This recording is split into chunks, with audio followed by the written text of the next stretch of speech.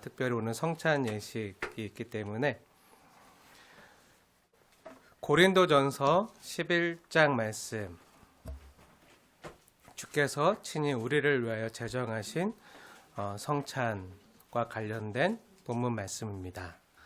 고린도전서 11장 23절부터 29절까지 하나님의 말씀으로 받으시면서 한 절씩 교독해 올리도록 하겠습니다. 고린도전서 11장 23절부터 29절입니다. 제가 먼저 교독하겠습니다.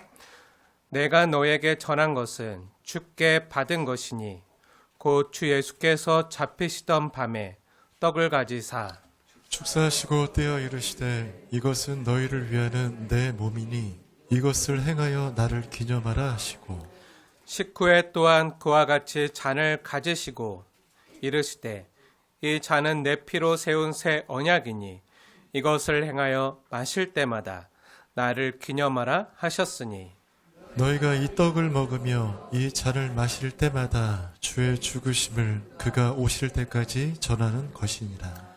그러므로 누구든지 주의 떡이나 잔을 합당하지 않게 먹고 마시는 자는 주의 몸과 피에 대하여 죄를 짓는 것이니라. 사람이 자기를 살피고 그 후에야 이 떡을 먹고 이 잔을 마실지니 함께 읽겠습니다. 주의 몸을 분별하지 못하고 먹고 마시는 자는 자기의 죄를 먹고 마시는 것이니라. 아멘. 아멘. 네, 오늘 특별히 종교개혁주의를 맞이하여 또 성찬 예식을 앞두고 나를 기념하라. 우리 예수님께서 말씀하신 그 말씀을 가지고 함께 은혜 나누기 원합니다. 오늘은 506주년을 맞이하는 종교개혁 주일입니다.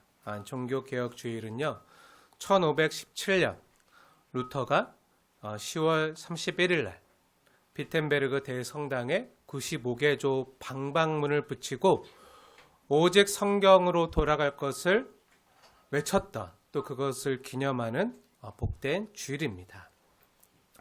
종교개혁에 있었던 1517년, 어떻게 보면 이 땅의 모든 개혁 교회들의 생일이자 설립일이라 할 수 있는 이 날을, 이 연도를 기억하는 방법은 쉬워요. 네. 1517년에 일어났잖아요. 그 지난번에도 말씀드렸지만 이리 오시오, 일침을 놔주겠어. 네. 1517. 네, 이렇게 오시면 네, 설립일 정도는 기억하셔야죠. 네. 설립 연도.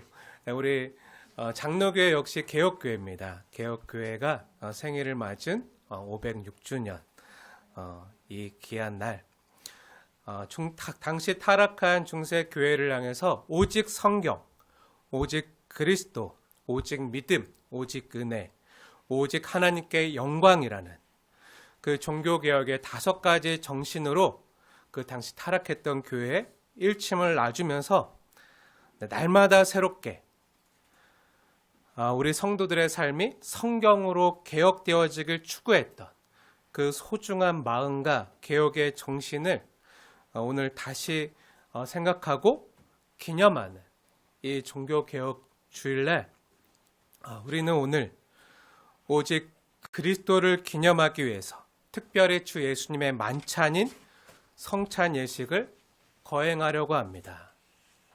우리는 날마다 성경으로 우리의 삶을 개혁해야 됩니다. 또한 우리 교회도 주님 오실 때까지 날마다 성경으로 개혁되어지길 기대하고 있습니다. 당시 종교개혁을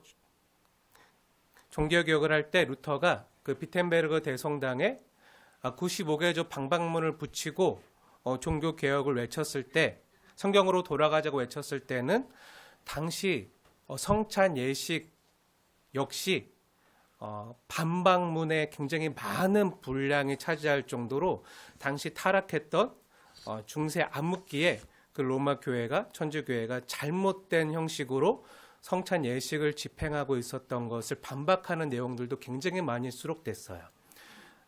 어떤 거냐면 성찬 예식을 할 때 천주교회는, 로마 카톨릭은 화채설을 믿습니다. 그리고 성찬 예식을 할 때 화채설을 믿기 때문에 그 실제로 이 떡과 포도주가 실제 예수님의 몸으로 변한다고 믿어요.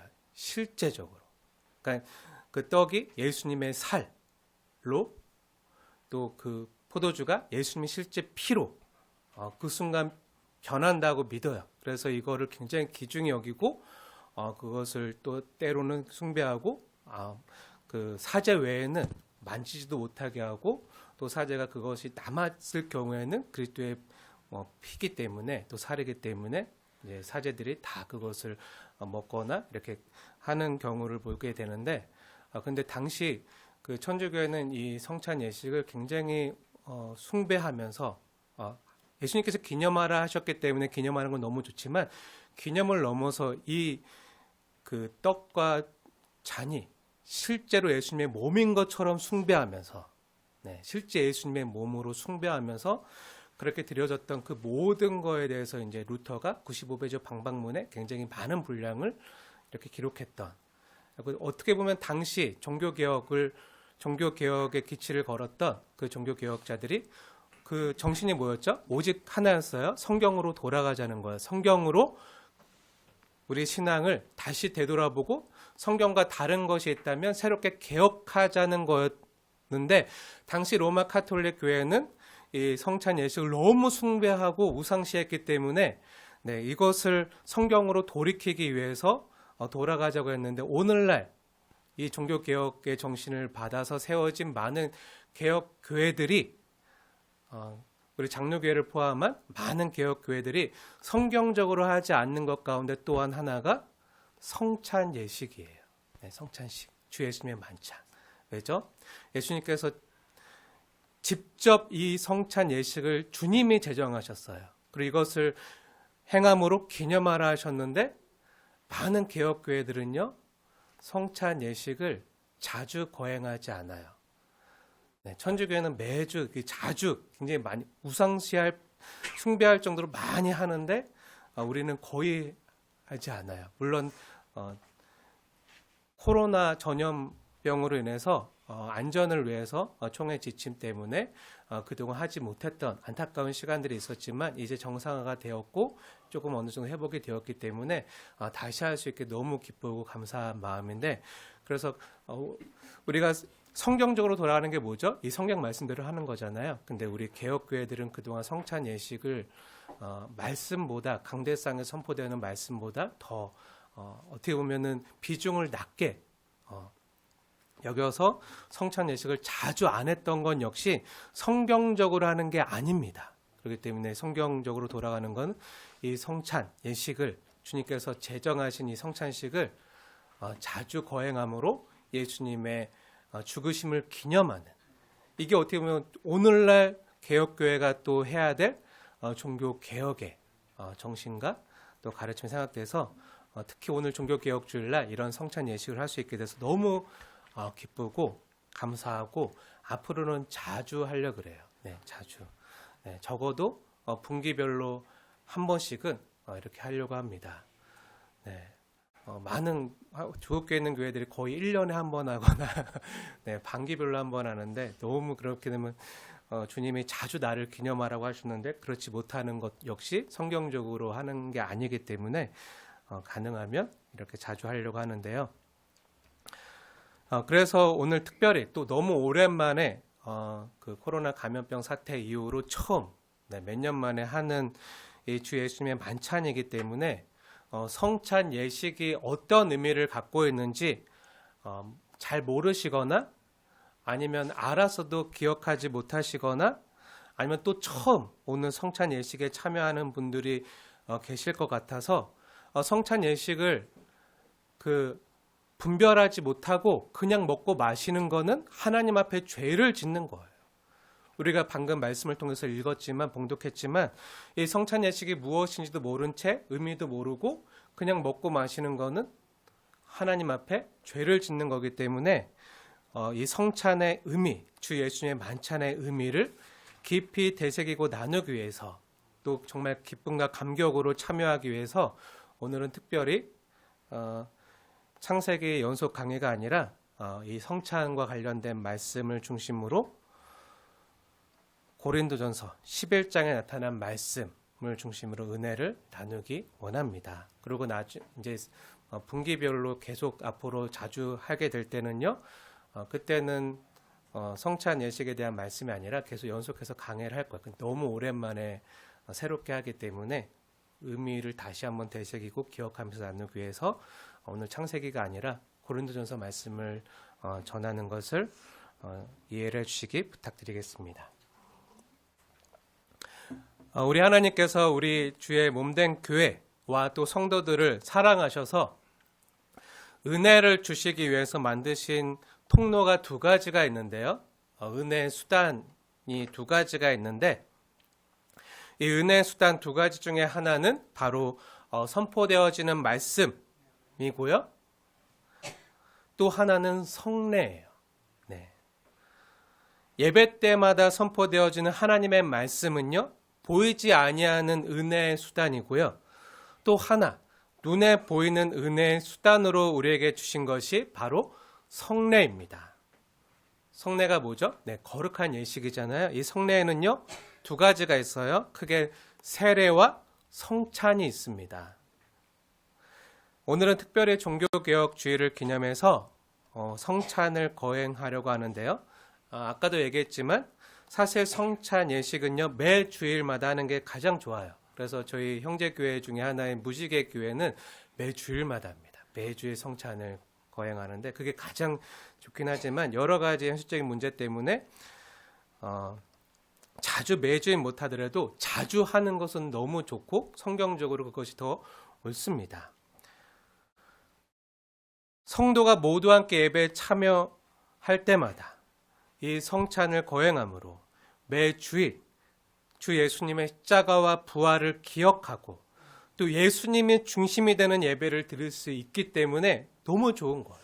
보여지지 아니하는 하나님의 말씀을 통해서도 은혜를 받고 보여지는 이 성찬을 통해서도 은혜를 받기 때문에 함께하면 너무 좋은 거죠.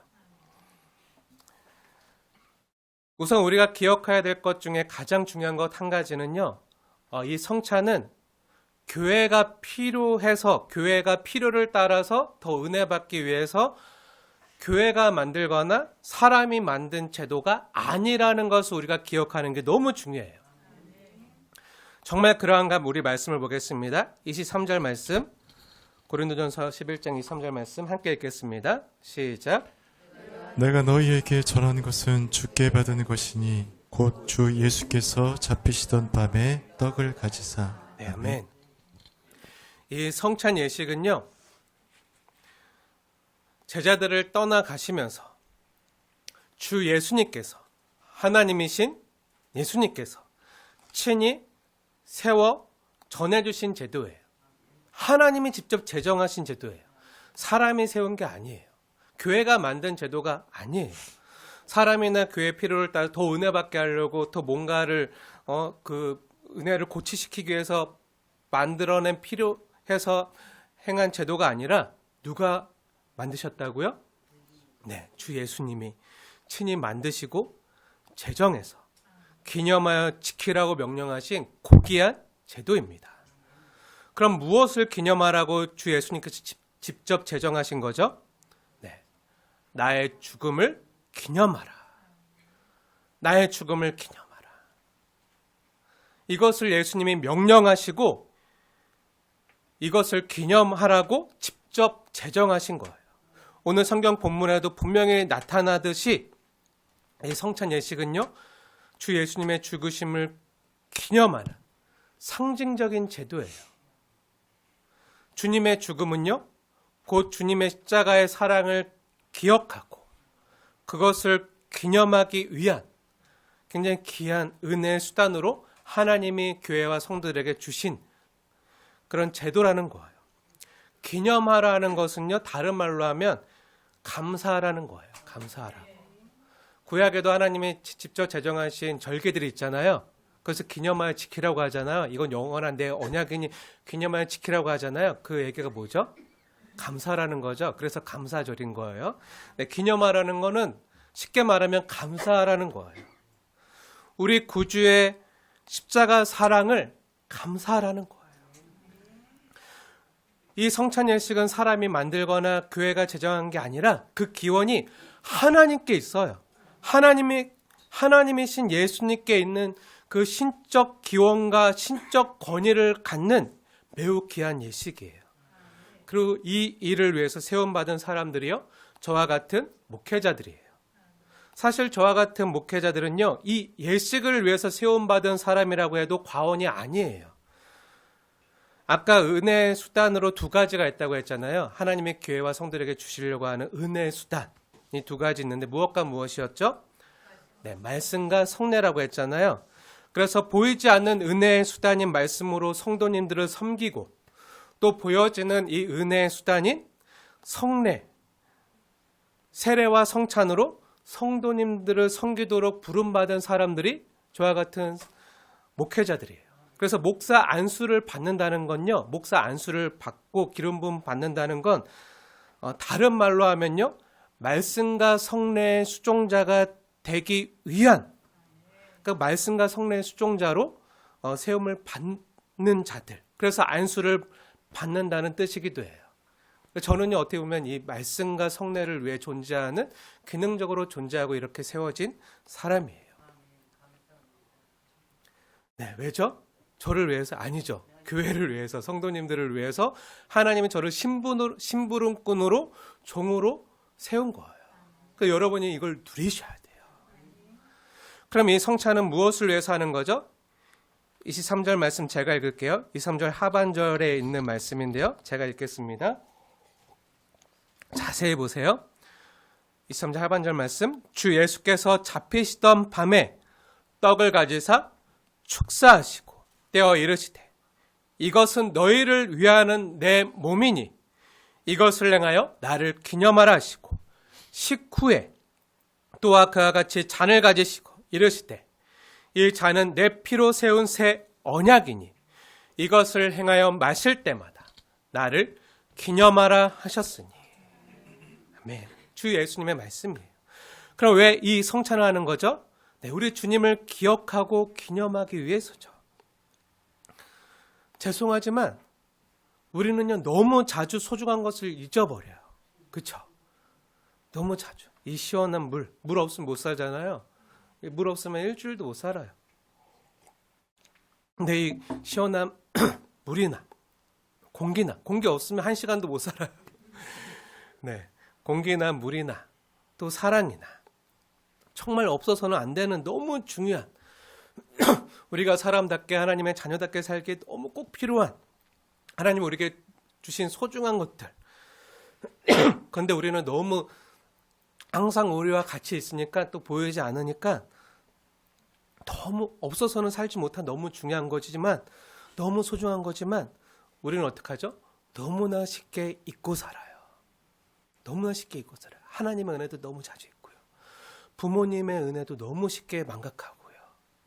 하나님 우리가 주신 소중한 것들, 또 이 사랑과 은혜 같은 것들 너무나도 쉽게 잊고 사는, 너무 많이 비일비재하게 자주 일어나요.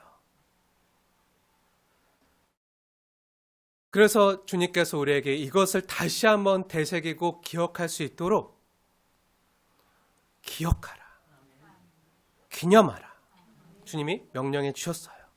그럼 우리 성도들에게 가장 귀한 게 뭐죠? 가장 소중한 게 뭐죠? 네, 우리 주 예수님의 십자가의 죽으심이죠. 이것보다 더 귀하고 소중한 게 우리 성도들에게 없어요. 우리 주 예수님의 십자가의 죽으심.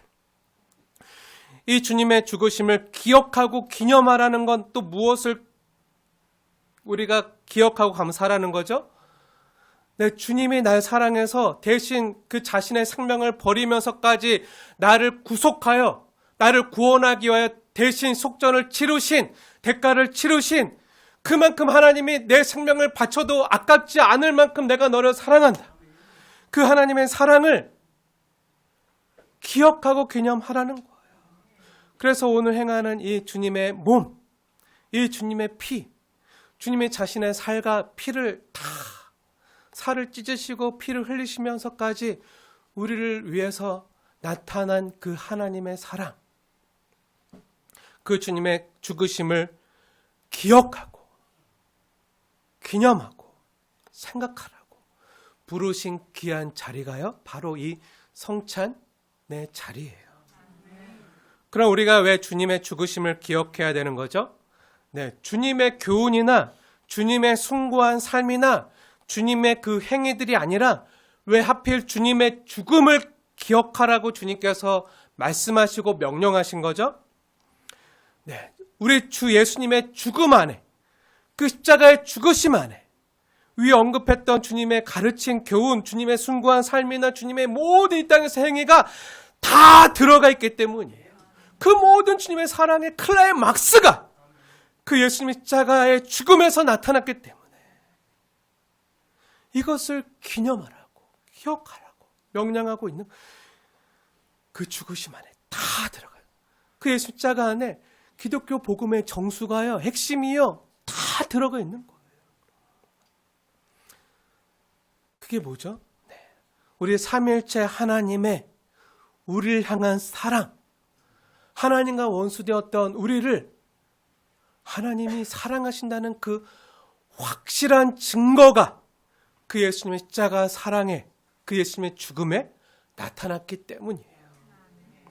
주 예수님께 십자가 위에 달려 돌아가신 그 죽음은요, 죄인인 우리를, 자신의 아들을 십자가에 내어주면서까지, 그 십자가에 못 박아 죽여서라도 그 살과 피를 다 주어서라도 우리를 포기할 수 없었던 그 아버지의 사랑, 그 하나님 대심, 그 하나님 아버지 대심의 그 자비와 긍휼과 사랑이요, 그 예수님의 죽으심에 그대로 다 묻어놨어요. 진하게 배어 있어요. 사실 하나님이 나를 사랑했다는 것은요, 이 사실은요, 기적 같은 일이에요. 우리가 다 숨기고 살아서 그렇지, 내가 실제로는 얼마나 추악하고 더럽고 악한데, 그쵸? 내가 옆에 있는 사람에게 잘 숨기고 포장해서 그렇지, 분장하고 변장하고 와서 그렇지. 사실 가면 쓰고 있어서 그렇죠. 사실 내 안에 있는 더럽고 추악한 본성과 죄성이요, 내 실체를 알면 정말 냄새나고 구역질나고 정말 더러워서 부패돼서 나를 견딜 수 있는 사람이요, 얼마나 될까요? 나도 내 자신을 견디기 힘들 때가 있잖아요. 내 추악한 모습을. 근데 어떻게 우리가 사는 거죠? 숨기고 살아서 가면 쓰고 살아서 근데 숨기고 살기 원하지만 숨기고 내 추악한 내 더러운 본성과 내 성질과 내 기질을 다 숨기고 살고 싶지만 숨기기가 쉽지 않은 사람들이 있어요. 누구죠?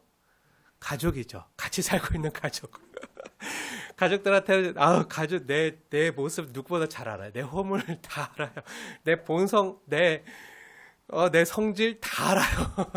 그렇죠? 내 가족은요, 같이 사는 가족은요, 누구보다 내 허물과 약점을 다 알고 있어요.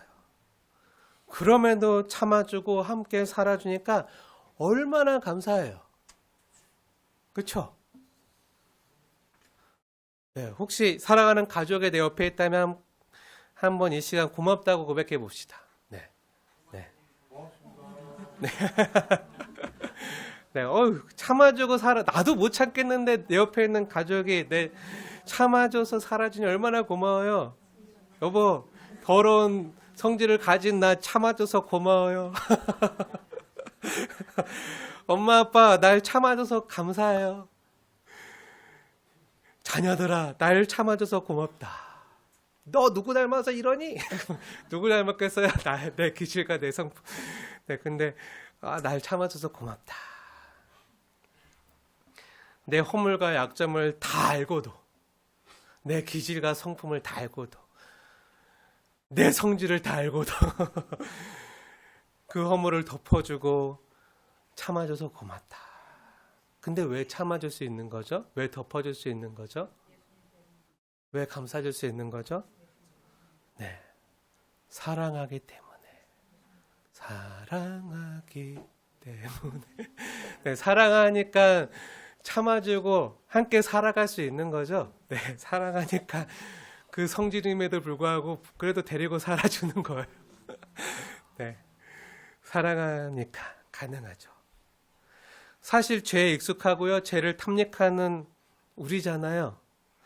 우리는요, 죄에 있어서는 정말 능수능란한 최상급 죄인들이라 너무 잘 죄짓고 또 능수능란하게 그것을 합리화하고 그것을 포장하고 그것을 가면 쓰고 같이 사는 가족들에게도요, 잘 속이고 숨길 수 있는 재능이 있어요. 그래서 아무리 사랑하는 아내도 남편도 자식도 부모도 내가 가정 안에서 안 그런 척 가면 쓰고 숨기고 있으면요, 모를 수도 있어요. 그래갖고 엄마들이, 부모들이 항상 하는 말이 뭐죠? 아, 내 아들은, 내 자녀는, 내 딸은 그렇게 착한데 친구 만나서 그렇게 된 거예요. 내 자녀는 절대 안 그렇다. 다 친구 만나서. 아니요. 내 자녀 안에, 본성 안에 그런 죄성이 있다고요. 숨기고 그러고 또 그걸 안 보고 싶어하는, 내 자녀는 안 그럴 거야, 그렇게 믿고 싶어하는 그것 때문에 그런 거지. 아니요, 다 있어요. 잘 숨겨요. 능수능란하게 죄를 잘 짓고 숨기는 최상급 죄인들, 완전 범죄를 꿈꾸면서 잘 숨기고 있는 죄인들이라 그렇지. 그래서 안 그런 척 가면 쓰고 있어서 그런 거지.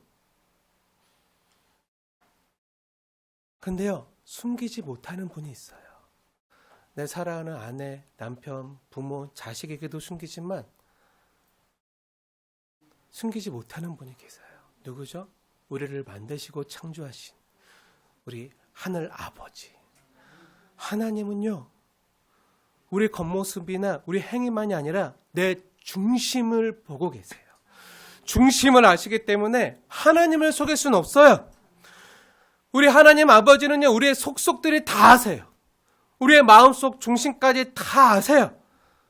사람은요, 외모를 보고 속을 수 있지만, 우리 가면 보고 속을 수 있지만요, 안 그런 척 거룩하게 앉아있으면 속을 수 있지만, 하나님은요, 우리 중심을 보시는 분이기 때문에 숨길 수도, 속일 수도 없어요.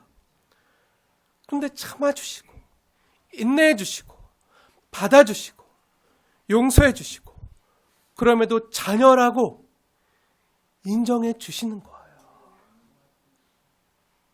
귀하다고, 복되다고, 사랑한다고. 넌 내 사랑하는 아들이다. 내 사랑하는 딸이다. 그렇게 바라봐 주시고 여겨 주시는 거예요. 왜요? 사랑하기 때문에. 사랑하니까 덮어주고 감싸줄 수 있는 거예요. 그걸 어디서 할 수 있죠? 하나님과 원수되었던 우리를 하나님이 사랑하셨다는 그 확실한 사랑의 증거가 어디에 나타나죠? 예수님의 십자가. 그 예수님의 죽으심을 통해서만 우리가 알 수 있는 거예요. 우리 사람 편에서는요, 전혀 사랑스러움이 없고요, 오히려 하나님의 진노와 형벌과 저주만 촉발시키는 그런 악한 죄인임에도 불구하고, 내 자신도 내 죄 꼬라지를 보고 참아줄 수 없을 만큼 더럽고 때론 구역질나고 극혐스러운 그런 모습임에도 불구하고, 나도 내가 싫은데 하나님은요, 나를 귀하다, 어여쁘다, 사랑스럽다, 오물, 죄로 정말 오물을 다 뒤집어 쓰고 냄새나고 부패한 모습임에도 불구하고 예수님의 그 정결한 보배로운 피로 정결케 맑게 다 씻어주시고 깨끗하게 단장시켜주시고 예수님으로 나를 옷 입혀주시고 가장 좋은 옷으로 가장 귀하고 아름답게 보석처럼 단장시켜주시고, 넌 정말 보석처럼 귀하다. 넌 내 아들이다, 내 딸이다. 내가 널 사랑한다. 그렇게 하나님의 사랑을 나타내시고 확증시켜 준 게 바로 우리 주 예수님의 십자가의 죽음이에요. 그 십자가의 공로 안에서 우리의 모든 죄를 보혈로 덮어서 가리십니다. 다 가려주시는 거예요. 흰 눈보다 더 얇게 다 가려주시는 거예요. 이게 우리의 죄라면 이 죄를 예수님의 흰 눈보다 더 하얀 그 피로, 그 보배로운 예수님의 십자가로 다 덮어서 가려주시고 그럼 우리의 더럽고 추한 이 죄가 덮어지잖아요. 안 드러나요. 그래서 예수님 안에서 우리를 보시니까 넌 내 사랑하는 아들이다. 너무 귀하다. 이렇게 여기시는 이게 이신칭이에요. 우린 죄인이지만 예수님 안에서 우리의 죄가 다 덮어졌기에 우리 허물을 보시지 아니하시고 우리 죄를 지적하지 않으시고 넌 내 사랑하는 아들이다. 넌 너무 사랑스럽다. 귀하다. 그렇게 예수님의 보혈로 어린 양의 보혈로 덮어서 가리시고 의롭다 하시는 영 단번에 그 십자가의 구속으로 저와 여러분의 과거와 현재와 미래 그 모든 죄의 수치와 저주와 형벌을 가리시고 덮으시고 사해 주셨어요. 그렇게 죄가 가려진 결과 어떻게 되었죠? 우리의 죄가 사해졌고 가려졌기 때문에 주님과의 친밀한 사귐이 가능해진 거예요. 하나님 앞에 담대히 나아갈 담력을 얻는 거예요. 예수님의 보배로운 피로서. 그래서 하나님의 자녀가 된 거예요. 하나님을 아버지라 부를 수 있는 거예요. 주님이 우리를 보실 때 우리가 예수 안에 있기 때문에 우리가 성찬에 참여한다는 게 뭐죠? 이 성찬에 참여한다는 건요, 예수님과 연합이에요. 예수님의 그 생명이, 신적인 생명이 내 안에 있고, 내가 예수님과 하나가 되었고, 내가 예수님과 연합되어서 예수님 안에 있기에 하나님이 나를 보실 때 예수님 보시듯 귀하게 여기시고, 사랑하시고, 그래서 아버지 되신 하나님과 깊이 사귀고, 교통을 누리는 것이 가능해지는 거예요. 여러분, 성찬이 뭐죠? 성찬이 무엇입니까? 다른 말로 하면요, 주님의 귀한 식탁이에요. 주님이 우리를 위해서 베풀어 두신, 차려주신 맛있는 상차림, 밥상, 식탁이에요. 주님께서 친히 배설해 놓으신 만찬의 현장인 거예요. 주님이 제된 우리를 친히 자신의 귀한 식탁으로 초청해서 주님과 함께 먹고 마시는 이 귀한 이 식탁 교제 현장으로 초대해 주신 것을 눈에 보이도록 가시적으로 우리가 경험하고 맛보고 즐기고 누리는 게 바로 성찬이에요. 이 예배가 맞춰지면 우리 이제 좀 이따 가서 식탁 교제를 하잖아요. 기대하고 있어요. 짜장밥. 네, 누리세요. 너무 맛있는 오늘 짜장밥이 있다 그래서 너무 기대가 되는데 그걸 먹을 때 어떻게 되죠? 우리가 맛보잖아요. 그걸 경험하잖아요. 그러면서 힘을 얻잖아요.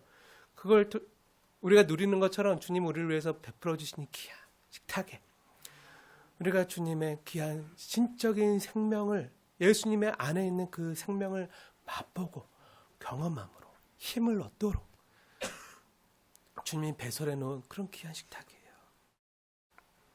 우리가 지난번에 창세기 말씀을 통해서 요셉이 자신을 괴롭히고 죽이려 하고 또 노예로 팔아먹은 그 형제들을 위해서 어떻게 했죠? 잔치를 배설하고, 그쵸? 잔치를 배설하고 그들과 입 맞추고 끌어안고 목을 어긋맞추어서 우는 장면을 보았잖아요.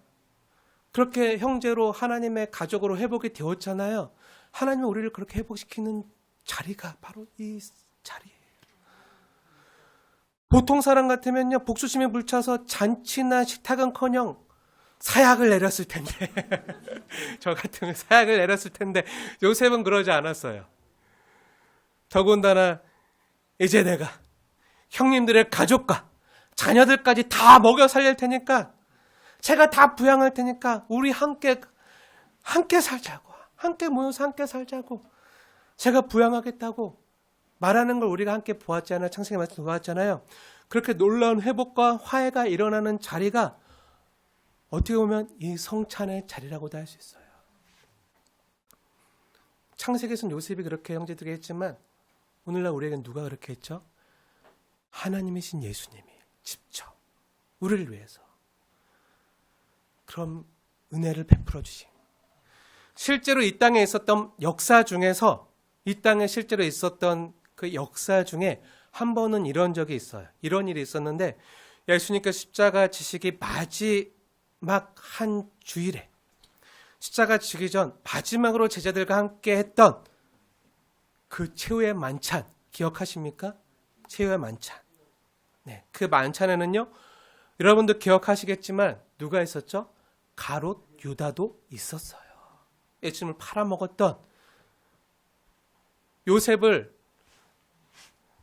팔아먹었던 그 형들처럼 예수님을 은 30에 팔아먹었던 가롯 유다도 그 만찬에 초대되어 있었어요. 그 사실 기억하십니까? 그리고 예수님께서 같이 떡을 떼시고 포도주를 나누어 주신 그 제자들이 어떤 자들이었죠? 네, 이제 곧 다 예수님을 배반하고 예수님을 버리고 떠날 제자들이었어요. 배신자들이었어요. 주님이 그걸 몰랐을까요? 아셨죠. 이미 다 아셨어요. 베드로가 3번이나 부인할 것도 아셨어요. 다 날 떠날 것을 아셨어요. 그걸 미리 말씀하시지 모르고 하신 게 아니에요. 다 아셨어요. 어떤 놈들은 다 아셨어요. 배신자들, 나쁜 놈들 다 아셨어요. 근데 어떻게 하셨죠? 다 아심에도 불구하고 그들과 함께 떡을 떼고 축사하시고 축복하시고 포도주를 나누어 주셨어요. 함께 건배를 하시고 짠하시고 같이 마시고 그 제자들을 보면서 밥맛 없어, 입맛 없어 하지 않으시고 밥맛 없다고 그들과 이렇게 하지 않으시고 어떻게 하셨죠? 떡을 떼어 주시고 그들과 함께 포도주를 마시는 것을요 거절하지 않으셨어요. 배신자들이라고 기분 나빠하지 않으셨어요. 그리고 그들을 사랑하는 건 역시요 포기하지 않으셨어요. 끝까지 사랑하셨어요. 죽도록 사랑하셨어요. 아니요, 성경대로라면요 죽도록 사랑한 정도가 아니에요. 죽었다 살아나시면서까지 사랑하셨어요. 죽었다 살아나셔서 어떻게 하셨죠? 자신을 버리고 떠났던 그 제자들에게 다시 찾아가셔서 조반을 지어주시고 생선을 구워주시고 아침을 차려주시고 너 나 사랑하니? 물어봐 주시고 다시 회복할 기회를 주셨어요. 그렇게 회복된 제자들이 베드로였고 12 사도들이었잖아요.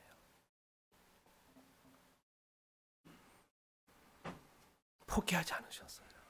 그럼 어떻게 하셨죠? 그 제자들에게 찾아가시고 함께 먹자.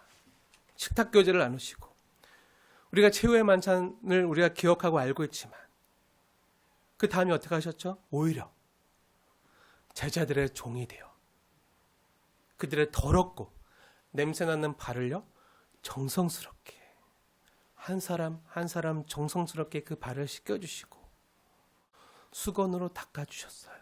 깨끗게 하셨어요. 너가 앞으로 어떻게 할지 알지만 나 너 사랑한다. 닦아주시고 씻어주시고 섬겨주셨어요. 그렇게 자신을 매몰차게 버릴 제자들을요 사랑하시되 끝까지 사랑해 주시되 어떻게 해요? 십자가에서 죽기까지 사랑해 주셨어요. 이 주님의 사랑을 오늘 우리가 눈에 보이도록 가시적으로 나타내주는 귀한 상징과 증거가 바로 이 성찬의 예식이에요. 이 성찬은요 아버지 하나님께서 우리를 위해서 배설해 놓으신 그 귀한 식탁에 우리를 초대해서 아버지와 함께 먹고 마시도록 우리가 허락되고 그 귀한 식탁을 통해서 하나님과의 친밀한 사귐이 가능해졌음을 보여주는 거예요. 하나님 우리 아버지 되고 내가 주님의 자녀 되는. 그럼 무엇이 그렇게 하나님과의 친밀한 식탁 교제를 가능하게 했죠? 우리 주님의 귀한 살과 피가 가능하게 한 거예요. 그래서 주님의 살과 피를 우리가 함께 먹고 마실 때마다 그 살에 함께 참여할 때마다 그 한 피에 참여할 때마다 우리는 죄사함과 용서를 입어서요 하나님과의 친밀한 사귐으로 들어가는 거예요. 하나님 대신 예수님과의 연합을 누리고 경험할 수 있는 놀라운 신비가 이 성찬이에요. 우리가 실제로 이 성찬을 참여할 때 진짜 실제로 놀라운 하나님과의 연합이 신비로운 연합이 이루어지는 거예요. 어떻게 되는지 몰라요. 신비예요.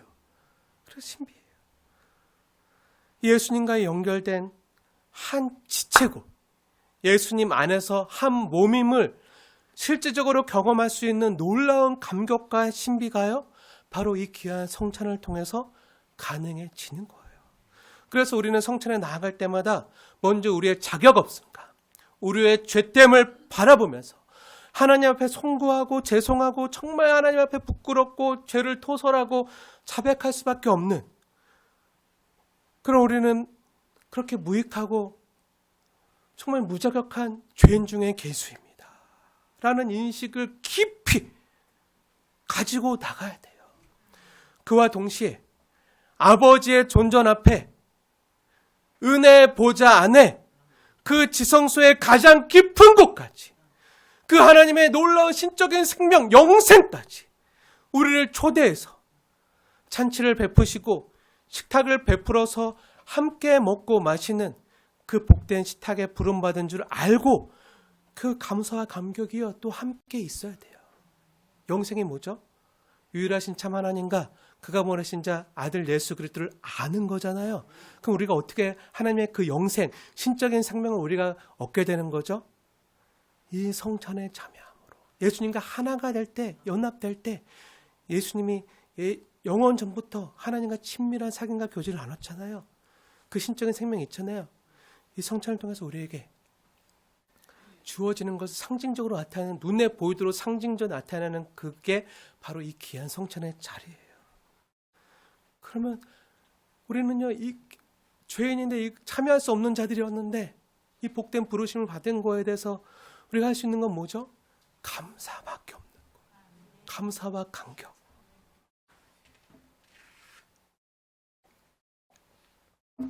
우리가 이제 잠시 후에 이 빵과 잔을 나누면서 이 빵과 잔이 우리 몸 안으로 들어가서 우리 몸의 일부로 연합과 일치가 이루어지잖아요.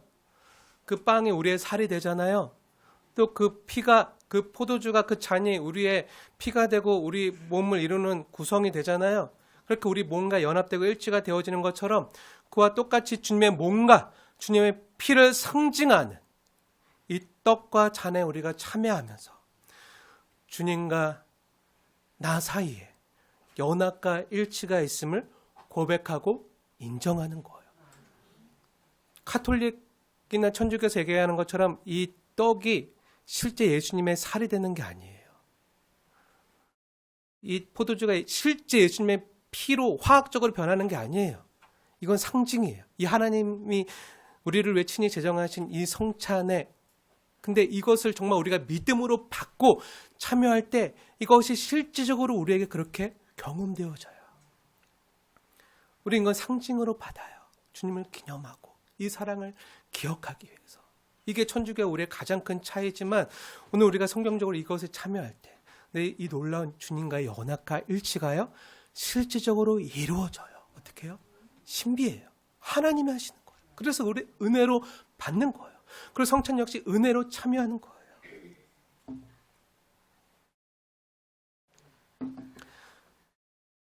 우리가 이렇게 주님의 귀한 만찬인 성찬에 참여해서 우리의 머리 대신 주님과 연합될 때 또 우리는 무엇을 경험하게 되죠? 이 옆에 있는 귀한 형제와 자매들이요 한 몸임을, 예수님 안에 한 몸의 지체임을요 몸속 경험하게 되는 거예요. 내가 이 귀한 성찬에 참여할 때 교회 머리 대신 주님과, 예수님이 교회 머리가 되시잖아요.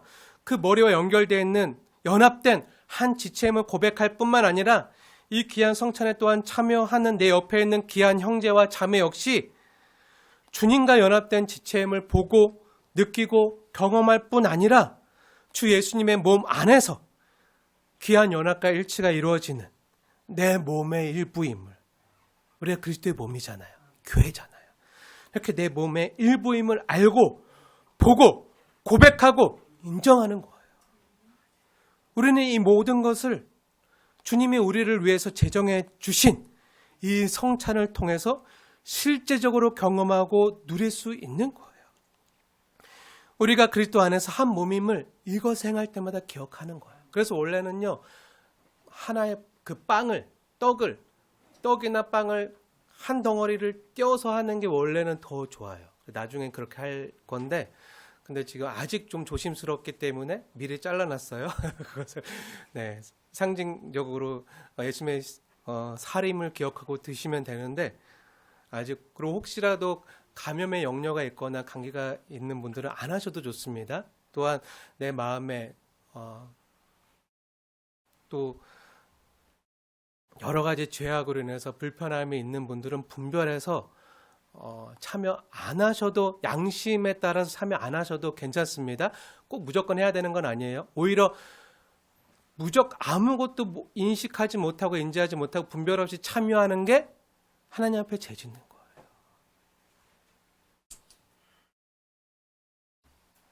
하지만 우리가 이것 통해서 우리가 예수님 안에서 한 몸이고 한 지체고 한 형제고 가족임을 고백하는 걸 누릴 수 있는, 내가 좋아하고 내 마음에 드는 사람만이 아니라 나와 좀 잘 안 맞고 불편한 사람까지 예수님 때문에 생명부지의 사람까지 내 몸의 한 부분인 것처럼 소중하게 여기고 아끼고 사랑하는 데까지 나아가는 그 자리가요, 바로 성찬의 자리예요.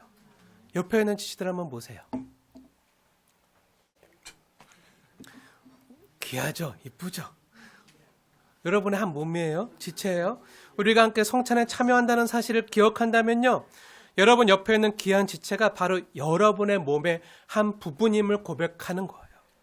그래서 몸엔 지극히 작고 보이지 않는 부분이라도 그 지체가 아프면 몸 전체가 함께 아프고 신경이 쓰이고, 그래서 돌보고 회복되길 위해서 기도하고, 또 그 지체가 기쁘면요, 나도 함께 기쁘고 하는 일이요, 가능한 거예요.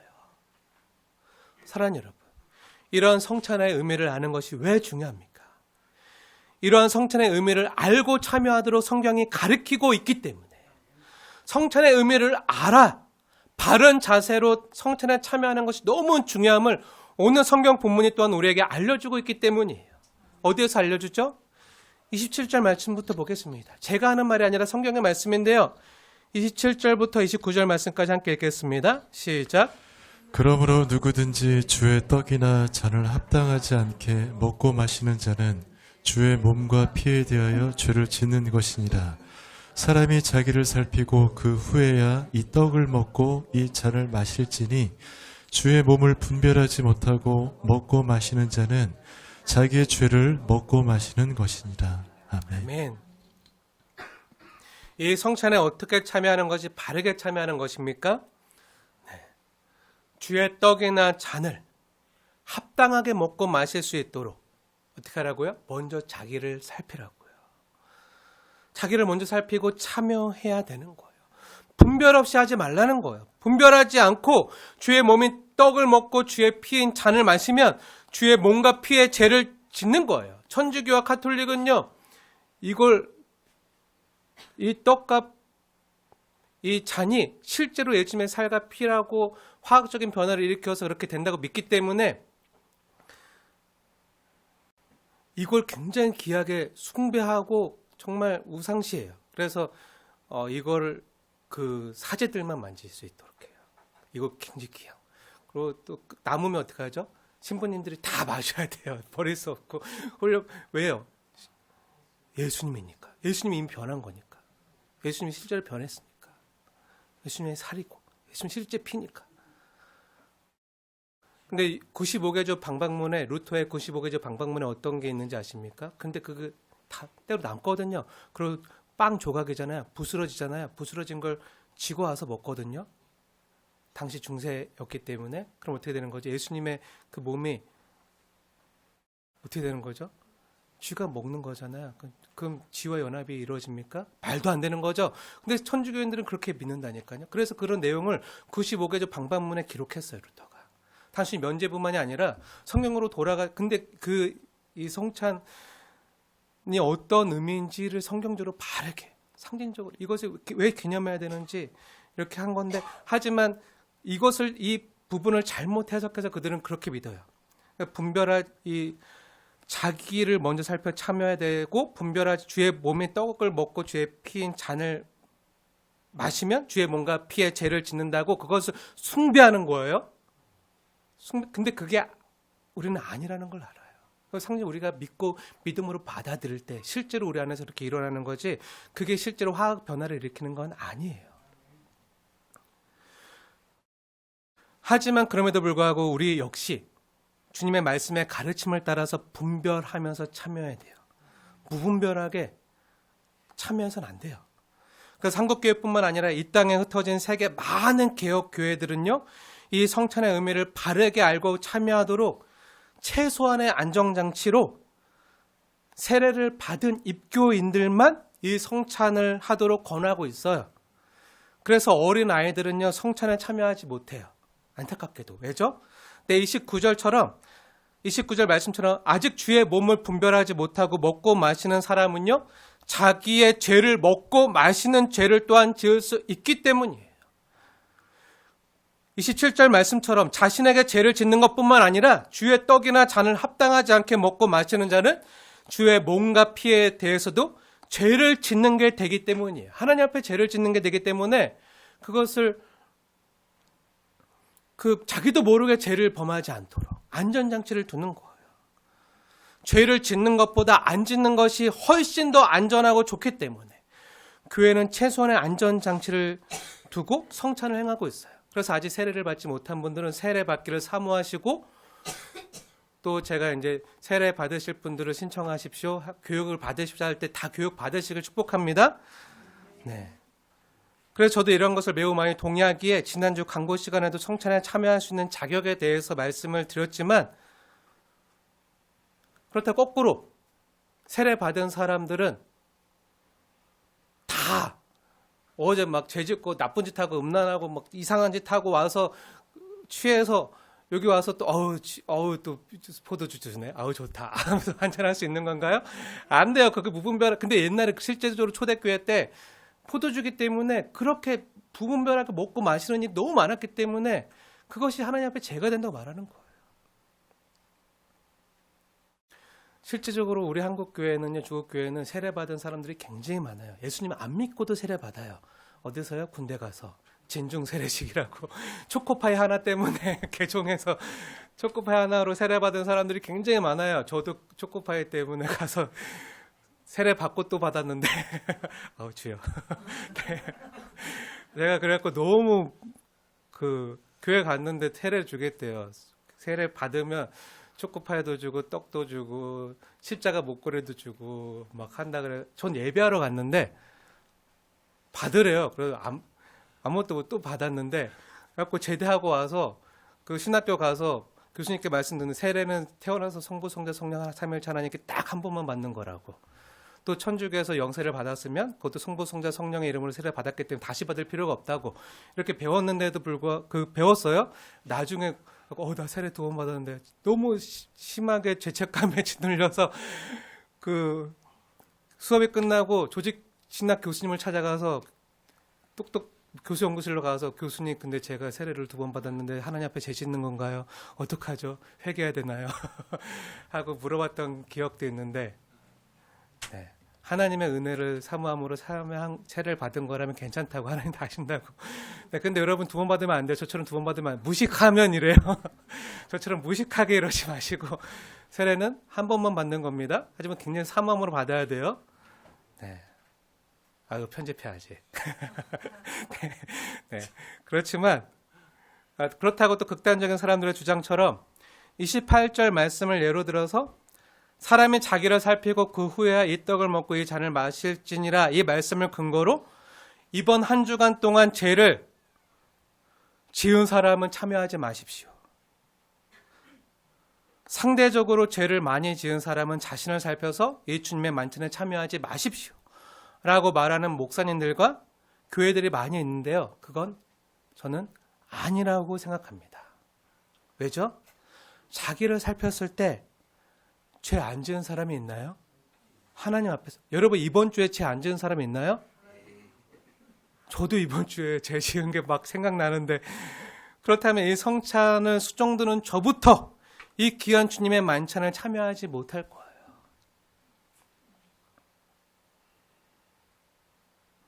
성경이 우리에게 늘 한결같이 일관되게 가르쳐주는 것이 이거예요.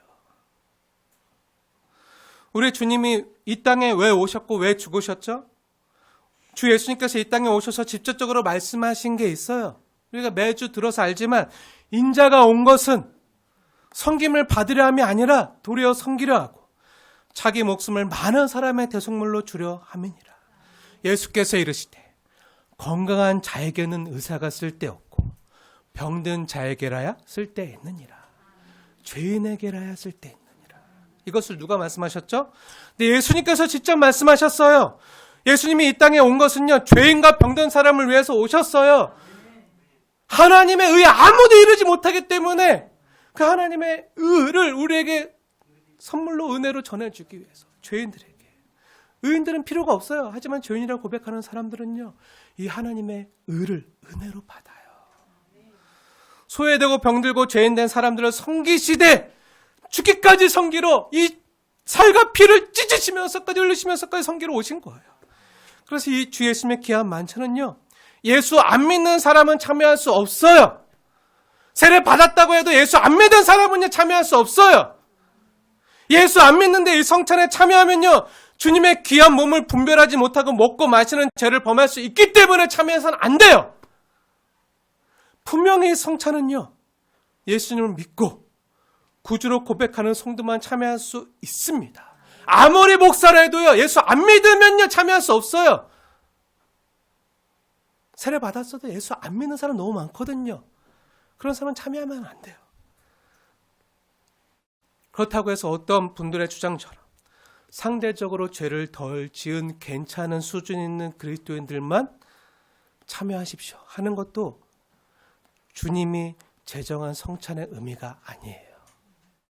실패했지만, 죄에 대한 깊은 아픔을 가지고 있지만, 이 나의 죄를 씻기고 새롭게 하실 리가 예수님의 십자가의 보혈밖에 없음을 고백하고 애통하는 마음으로 자신의 마음을 찢고, 예수님의 삶만 찢긴 게 아니라 내 마음도 찢고 하나님의 긍휼과 자비를 구하는 모든 성도들에게 하나님이 그 얼굴빛을 비추시고 예수 그리스도의 십자가의 공로로 다시금 주님과의 깊은 사귐과 연합으로 들어갈 수 있도록 하나님과 대면할 수 있는 그 은혜를 주시는 게 이 성찬이에요. 그래서 예수님께서 나의 죽음을 기억하고 기념하라고 명령하시고 말씀하신 이 귀한 십자가의 은혜를 알고 회복이 일어나는 자리가요, 바로 이 성찬의 자리이기도 한 거예요. 심지어 주님께서 이 땅에 십자가 달리시기 전에 베푸셨던 그 최후의 만찬에는요, 예수님께서 가룟 유다도 초청하셨어요. 뿐만 아니라 이제 곧 다 자기를 부인하고 버리고 배신할 그 제자들도 초청하셨어요. 그리고 그들에게 이 만찬을 베푸셨어요. 우리는 이 사실을 기억해야 돼요. 그리고 종이 되어 그들의 발을 씻겨주셨어요. 주님은 그러한 제자들마저 사랑하시되 끝까지 자신의 몸이 다 허물어지시고 자신의 물과 피를 십자가에서 다 쏟으시면서까지 사랑하셨어요. 그렇게 하나님과 우리 죄인들을 다시 화목하게 하셨고 우리를 자신의 몸과 피를 주시면서 이것을 먹고 마시는 자마다 영혼과 몸이 살아나고 건강해지는 하나님의 자녀로 회복시켜 주신 거예요. 뿐만 아니라 이 떡과 잔에 담긴 포도주가 우리 몸에 들어와 우리 몸의 한 부분으로 연합되는 것처럼, 이 떡이 우리 살이 되는 것처럼 이 떡과 잔에 참여하는 우리 모든 형제와 자매들이 그리스도를 머리로 둔 한 몸, 그리스도의 몸, 한 교회, 이 지체임을 가시적으로 보고 경험하는 귀한 시간임을 기억하시기 바랍니다. 때론 내가 마음에 들지 않는 사람이라 할지라도 가룟 유다까지 그 식탁에 초대한 주님의 마음을 가지고, 그리고 자신을 다 배신하고 떠날 제자들까지 그 귀한 식탁에 초청할 뿐 아니라 그들의 종이 되어 그들을 씻기신 그 주님의 마음으로 내 옆에 있는 귀한 형제와 자매의 종이 되어 섬기는 저와 여러분 되어지길 주님의 이름으로 축원을 드립니다.